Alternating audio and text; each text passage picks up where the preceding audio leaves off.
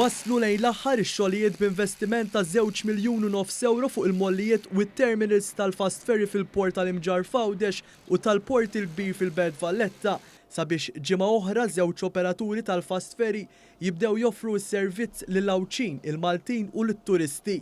Dan tħabbar propju waqt żjara lill-Ministru għall-Infrastruttura u t-Trasporti Imborġ u l-Ministru għall-Għawdex Clint Camilleri għamlu fuq il-lan tax-xogħol it-tlieta filgħodu fil-port tal-Imġar. Iż-żewġ terminals se jkunu magħmra b'kabini fejn jinxtraw il-biljetti, post fejn il-passiġġieri jistennew, latrini pubbliċi u tagħmir emerġenza biex tkun żgurata s-sigurtà tal-passiġġieri. F'kummenti l-Ministru Imborġ għal kif il-ħidma lejlu nar biex dan seta' jseħħ issa se tissarraf servizz bżonn już ferm, partikolarment għall-Awċin. Infrastructure Malta u Transport Malta ħadmu flimkien matul l-aħħar ġimgħat b'mod intensiv sabiex inlestu dan il-Fast Ferry Terminal li issa fl-ewwel ta' Ġunju jibda jilqa' l-Awċin u lil dawk kollha li jżuruh biex finqas minn 45 minuta wieħed jasal sal-Belt Valletta.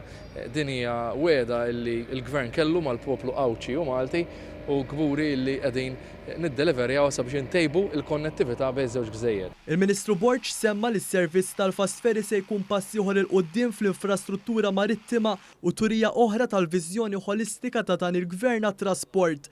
Il-Ministru għall-Għawdex Clint Camilleri semma l-vantaġġi kbar li s-servizz tal-Fast Ferry se jħalli fuq l-Awċin fosthom l-istudenti. Għaldaqstant ser nkunu qegħdin nħarsu l-qudiem b'sodisfazzjon li naraw dan is-servizz jaħdem u fl-aħħar mill-aħħar ser ikun mhux biss qed itaffi ħafna mill-iskarrix tal-Awċin, iżda aktar minn hekk ser noffru aċċessibilità aħjar għal gżira ta' Għawdex li b'mod naturali wkoll ser tattira aktar turiżmu lejn din il-gżira.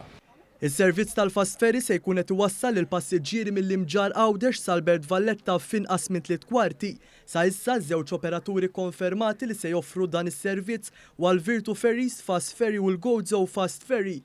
Intant il-kumpanija tal-aħħar ħabbret li n-nollijiet se jkunu bejn €3.99 u €7.99.